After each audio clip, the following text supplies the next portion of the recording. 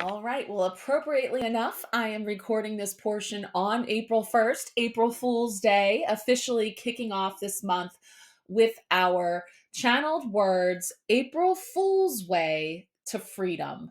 And I came up with this as a hybrid to wanting to incorporate our April Fool. Last year, we used Everybody Plays the Fool. And this being a bridge month, we talked about that here in the astrological weather, a bridge month between the old and the new, and all of the technical reasons why the cosmos is supporting that. Here, I want to talk about the tarot and the symbolism that we can tap into using the Fool card zero. So, I'm going to pull up alongside of the Fool card some of the other cards in the deck, just to kind of look at that comparison of the way that the Fool moves through the entire wheel of the 78 cards of the tarot. Now, specifically, the first 21 cards, the major arcana, which are like archetypes, these significant stops along the Fool's journey. And then we have the four suits of the minor arcana, which represent the people, places, and things that make up that journey. So, kind of using that as our framework, we have a couple of different little talking points and reflections, little exercises we can try throughout the month. And I'm going to share some of those here. And perhaps as we move through the month, weave some in as well. So, the Fool is representing here all of us. We're all the Fool, come here to this earth plane to have this lifetime as a soul in a human vehicle, carrying us through in order to learn, grow, heal, and expand at soul level, right? This is something I share as sort of like the foundation of how I connect in with the tarot, empowered tarot specifically in viewing ourselves and others all on our fool's journeys. So, April Fools, we're here with this way to freedom and really looking at the Fool as the path to liberation, because the Fool doesn't wait for permission. They just step into freedom by trusting their instincts, a little bit of that footloose and fancy free, clean slate energy. So this month, maybe ask yourself, where am I overcomplicating my leap? What would it look like to embrace the Fool's radical trust? That trust that knows at soul level that everything that comes up in my path is available for me to explore with a lens of curiosity, of wonder, and also, of course, as the Fool matures on its journey, authenticity and sovereignty, and really anchoring into our own innate ability to then use our free will as we go on this adventure. So, what would it look like to embrace that radical trust? Let's take a look now at some of the cards and a couple of comparisons. So, we talk about the Fool's radical trust. Now, how about foolish courage as a revolutionary act? Society calls us fools when we defy expectations. But April and this energy that we're stepping into reminds us that true freedom often looks like folly to others. So, where can you reclaim your foolish audacity? And we might look at something like the Fool with the Hierophant, which is that structured card of order and tradition and old systems and paradigms. When is breaking the rules necessary for growth? When is it an innate part of our evolution, of our expansion? As a humanity, as souls, when we come to have this Fool's journey.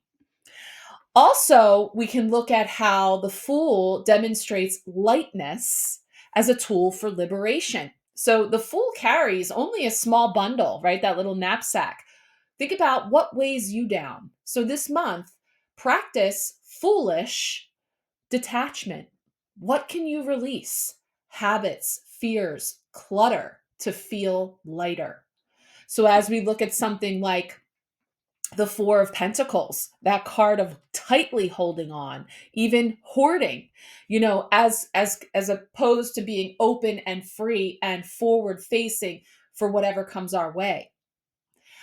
In the notion of becoming aware of what has started to feel heavy, Like this week, we have the 10 of Wands finishing off our week. What have we been holding on to? Do we need to hold on to all those wands all by ourselves, all at the same time? So now something like the Eight of Cups representing moving on, allowing ourselves to transcend stuff that we were continuing to stick with, or the Four of Swords, setting down those swords. And again, it's brilliant as we tap into each of the symbols of the tarot. The swords represent the element of air and coordinates with our thoughts, our beliefs, our ideas, the crown, mental activity. So the Four of Swords would show the Fool on its journey, learning about rest, learning about pause, learning about just setting down all of those thoughts and taking that mindful time out. Then we could look at freedom of the Fool through play. The Fool dances on cliff sides because they know joy is a form of resistance. How can you invite more play into your journey this month? So, weaving in intentional moments of play and relaxation and just pursuing something for the fun of it, just because it feels enjoyable. So, we might look at something like the Page of Wands, because the Page of Wands, wands being the element of fire, of creativity, of spark, of movement and action, and desire.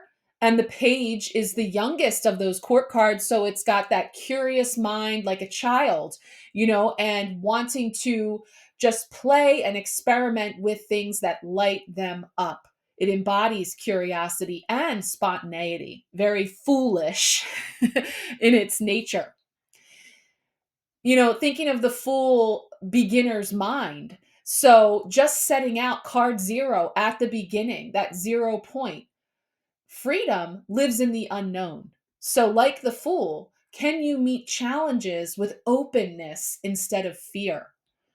So, try reframing obstacles as adventures and look at, hey, there's an obstacle. There's something coming up in my way. Can't go around it, can't go over it, gotta go through it. What might this be coming up to show me, to teach me, to divert me in order to see other possibilities and potentialities, adventures that I had not yet experienced? Why would this be coming up in my fool's journey? So, a number of different things here for us to look at. There's so many good ones noted here. I'm trying to decide if I want to share them all now or save some. Um, the Fool coming in with collective freedom. Fools unite. All of us fools come together, right? And the Fool never walks alone. They are part of a lineage of dreamers. How can we support each other's foolish quests for liberation this month? So I often say, as you encounter other fools on their journeys, as those fools cross your stage to play roles in your journey, finding the solidarity, camaraderie, and interconnectedness of all things, the oneness of the mastery that from source we have created this reality to have these experiences and to support one another in infinite ways, which means it also shows up as the spoiler, the fool, the real darn fool, you know, uh, in not the best way, perhaps, and yet effective, maybe, preferred, mm, debatable, but all of these different fools in this collective of fools that we are. How can we support each other's foolish quests for liberation this month? How can you help? How can you have a walk on role in another fool's journey? And then celebrate communal joy and victory, something like the Three of Cups, which is our card actually today as I speak, the potential blocker challenge. But it is a card of celebration, of toasting, of coming together, camaraderie, and community, tribe. Six of Wands, being celebrated, being seen, victory and success, coming together as a community. So these are all beautiful ways that we can tap into the Fool's way to freedom. There's a little bonus April challenge here, the Fool's Dare. See if you might be interested in trying this. I know many of you have decks of your own, whether they're oracle decks or tarot decks, no matter, or if you would like me to pull a card for you. What if each week of April you were to draw a card and take one small, bold action inspired by it? So, for example, I'm just going to pick up my deck right now and I'm going to pull a card. I'm just going to see what comes up for us and see how we could translate that into a bold action that we may take this week. But I encourage you to pull your own cards. But let's just say, for example, one card to go with the Fool. Oh, there it is. Ooh, what are you asking me for? It's up to you, Fool. The Seven of Cups. Look at all those choices. So you get to pick behind doors 1 through 7 inside each cup. There's an option. There's a surprise. There's something. It could be illusory, but in this card, we actually get a little preview of everything. So the Fool's Dare.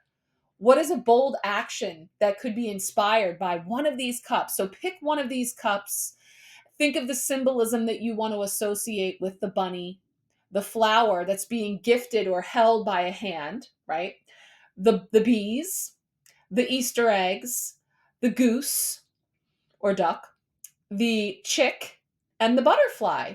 So, how would you translate each of those? Like, for example, if the butterfly represents transformation, freedom, expansion, metamorphosis, maybe the chick represents, rebirth, something that we're incubating, something that's just cracking open, something that's new, a new beginning.